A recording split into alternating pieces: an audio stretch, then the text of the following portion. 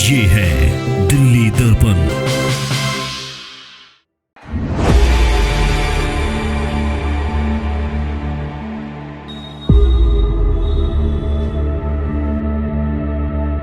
चाबी देने के तुरंत बाद वो 2 महीने के बाद से मेरे पीछे फिर से लग जाती हैं कि मुझे चाबी वापस चाहिए।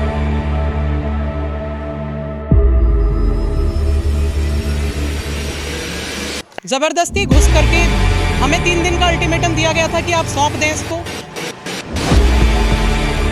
3 दिन पूरे भी नहीं होते, 25-30 लोग आते हैं, ताला तोड़ते हैं और अपना ताला लगा जाते हैं। और उसको बिल्कुल हमें कोई नोटिस नहीं दिया, हमें 1 दिन का भी नोटिस नहीं दिया, हमें लिखित में नोटिस नहीं दिया और उस पर बुलडोजर चलवा।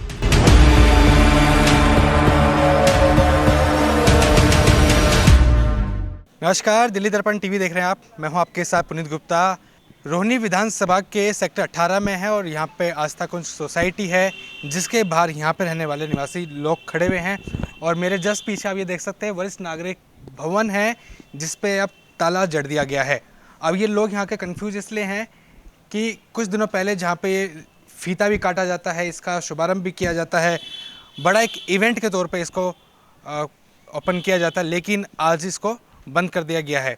यहाँ के जो निवासी लोग हैं वो खुद इसका आनंद ले सकते, इसमें बैठ नहीं सकते, जिस पर्पज़ से ये बनाया गया था। अब लोग यहाँ पे खड़े हैं सारे के सारे और सवाल पूछ रहे हैं प्रशासन से कि आखिर इनकी सोसाइटी में ऐसा क्यों हुआ, जो सौगात इनको दी गई थी वही इनके लिए बंद कर दी गई है। मेरे साथ बिंदु जी हैं। आप कब से यहाँ पे रह रहे हैं? मेरे को 22 साल हो गए इस सोसाइटी में, 2001 से।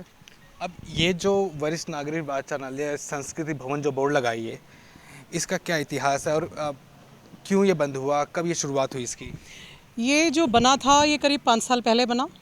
और जब जो भी RWA इस आस्था कुंज की थी, उन्होंने बहुत जद्दोजहद करके इसका ओपनिंग करवाई।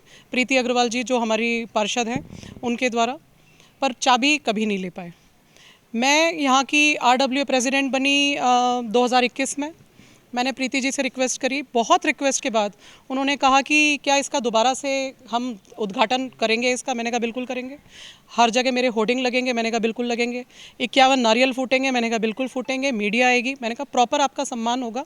आप प्लीज़, मेरी रिक्वेस्ट है, यहाँ के सारे जो नागरिक हैं, जितने भी हमारे आस्था कुंज के निवासी हैं, सब इससे वंचित हैं इस सुविधा से, तो आप प्लीज़ इसको खुलवा दीजिए।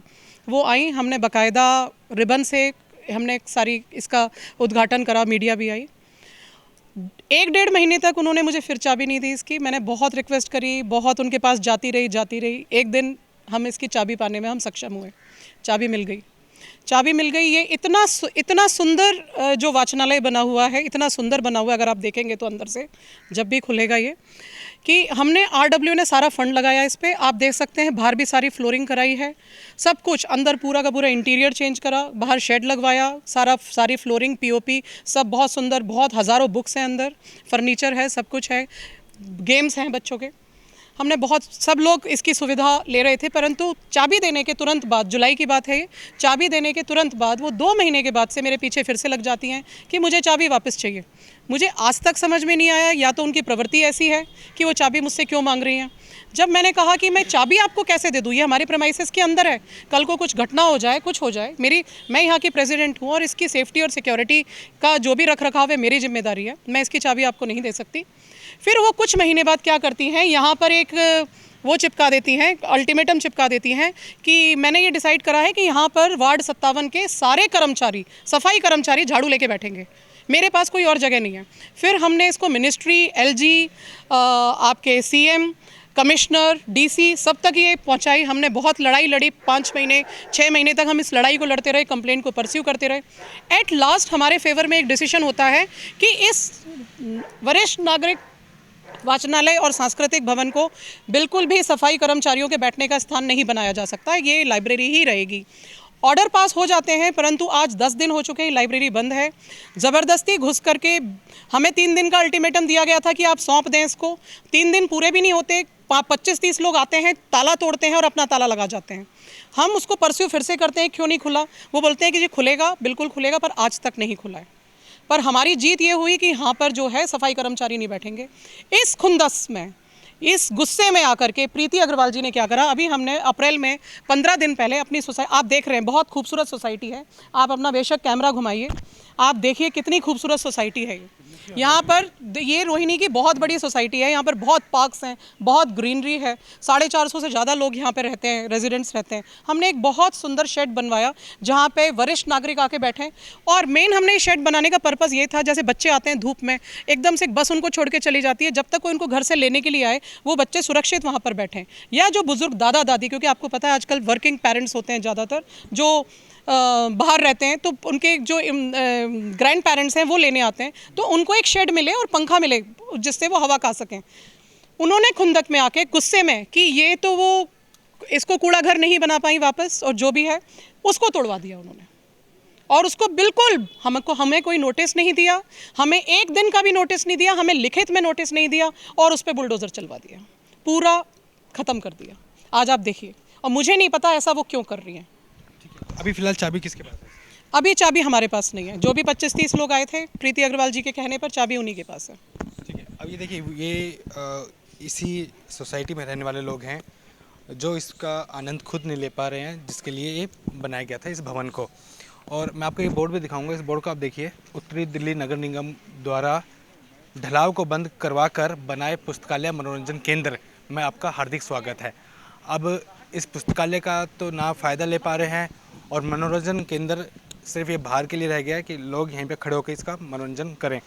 अब ये कुछ चिट्ठियाँ भी हैं, जो लेटर हैं, नोटिस है जहाँ पे वो कह रही हैं कि यहाँ पर जो है सफाई कर्मचारी बैठेंगे वार्ड 57 के, ये उन्होंने पर्चा चिपकाया था यहाँ पर इसके बाहर, ये आप देख सकते हैं। आज वो कह रही है नहीं ये सब झूठ है, ये हमारे पास लिखित में। कई बार इसका उदाहरण भी कर चुकी हैं। मैं यहाँ का जनरल सेक्रेटरी हूँ धर्मराज, और हमने यहाँ पिछले 2 साल में बहुत अच्छे कार्य करे हैं, और उस कार्य में ये भी है कि हमने लाइब्रेरी को सही तरह से मेंटेन किया। जैसे मैडम ने बताया, हमारी अध्यक्षा ने, कि ये बाहर जो है शेड बनाया, ये सब ख़त्म कर दिया इन्होंने। मतलब ये बच्चों के लिए और बुजुर्गों के लिए, शाम को लोग कैरम बोर्ड खेलते हैं, बच्चे चेस खेलते हैं, और पूरी फोटोग्राफ्स हैं। हमने उनको बहुत समझाने की कोशिश करी कि ये तो बच्चों के लिए है, या सीनियर सिटीजन बैठते शाम को 1 घंटे के लिए खुलता है, और 7 दिन के लिए 7 दिन से बिल्कुल बंद है। ऐसा क्यों हो रहा है?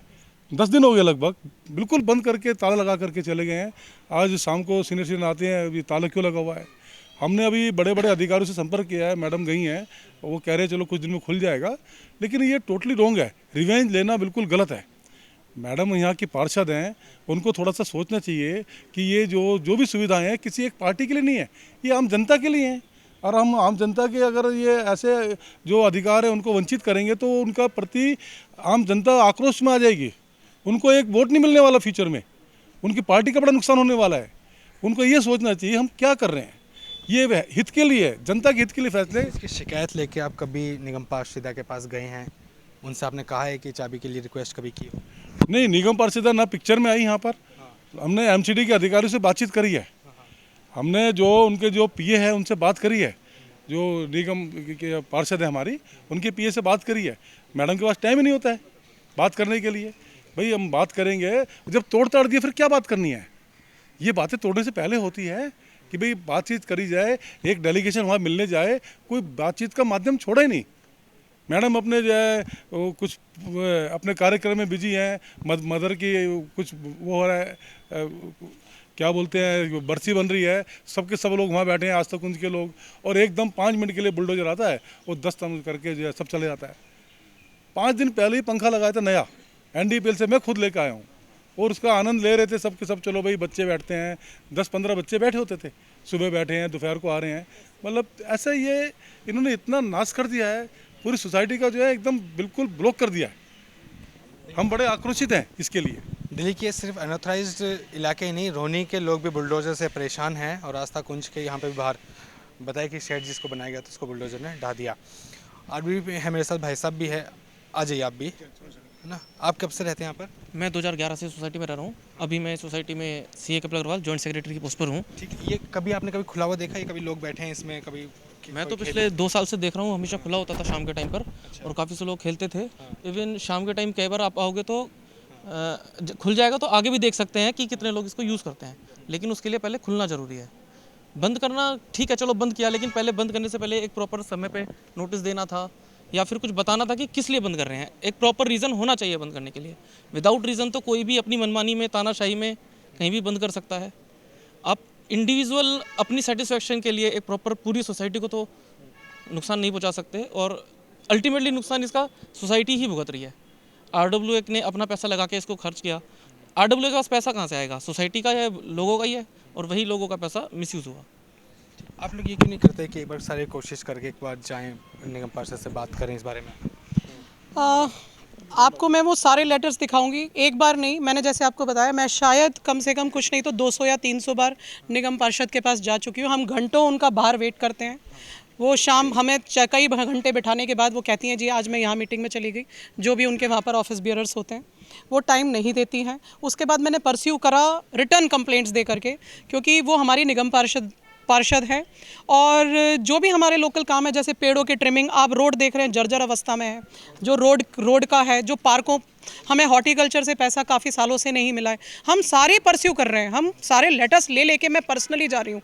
मैं आपको लेटर की कॉपी देती हूँ, आप देखिए। मैंने खुद निगम पार्षदा को कई महीने पहले सारे लेटर्स दिए हैं, पर कुछ नहीं करती हूँ, कुछ भी नहीं करती हूँ। आपको क्या लगता है कि इसके पीछे क्या रीज़न है, क्यों बंद किया गया होगा? ये नहीं होनी चाहिए, पता नहीं अब क्यों करा बंद, हमें ये भी नहीं पता क्यों बंद कर दिया। बंद होना नहीं चाहिए था, लाइब्रेरी खुलनी कभी चाहिए। आके बैठे हैं इसमें कभी? हाँ बैठे हैं, मैं मेंबर हूँ। हाँ बहुत बार बैठे हैं, बहुत शाम बार के टाइम बैठे हम हैं। लोग जब वॉक करके आ रहे होते थे, इतना बढ़िया माहौल होता था, लाइटें जली होती थी, और इवन ये कोना थोड़ा हमारा अंधेरे में था और लाइट जलती थी, अच्छा लगता था, सैर करते समय हम आते थे। मैं तो बस इस चैनल के माध्यम से प्रीति मैडम से यही विनम्र निवेदन करती हूँ कि आप अपनी वो जो भी रंजिश है, जो भी है वो पॉलिटिक्स है, प्लीज़ उसको दूर रखते हुए सोसाइटी के हित में इसको खोल दीजिए। उसमें उनका कोई काम नहीं है, जो बैठेंगे यहाँ पे स्वीपर वगैरह आके, ये सोसाइटी के लोगों के लिए बनाई गई है और वही अच्छे लगेंगे यहाँ बैठे हुए। और भी लोग आसपास में रहते हैं, अच्छा थोड़ी लगेगा यहाँ पे वो स्वीपर क्लास के लोग बैठे हुए हैं, लड़कियाँ हैं जवान जो शाम को सैर करती हैं, लेडीज़ हैं, बुज़ुर्ग लोग हैं, कोई तरीका थोड़ी है इस तरह से। ठीक है, तो रोहिणी पढ़े लिखों की सोसाइटी विधानसभा मानी जाती है, और ऐसे में इस सोसाइटी में बेहद लोग यहाँ पे रहते हैं, 450 के करीब मकान है यहाँ पर। ऐसे में इन लोगों के लिए ये बनाई गई थी, ये सौगात दी गई थी दिल्ली नगर निगम की वजह से, लेकिन कारणवश जो है इनको बंद कर दिया गया है। लोग यहाँ के जो खुद हैं वो इसका आनंद नहीं ले पा रहे हैं, बस ताला देख के यहाँ से निकल जाते हैं। लोग परेशान भी है कि आखिर इसका और क्या यूज़ इस्तेमाल हो सकता है। इसकी पल पल अपडेट के लिए दिल्ली दर्पण पे आप बने रहिएगा, हम इसकी अपडेट आप तक लेकर आएंगे। कैमरामैन लोकेश के साथ पुनीत गुप्ता। लेटेस्ट खबरों के लिए सब्सक्राइब करें हमारा YouTube चैनल या फिर लॉग ऑन करें www.delhidarpantv.com। खबरों की कवरेज और विज्ञापनों के लिए संपर्क करें इस नंबर पर।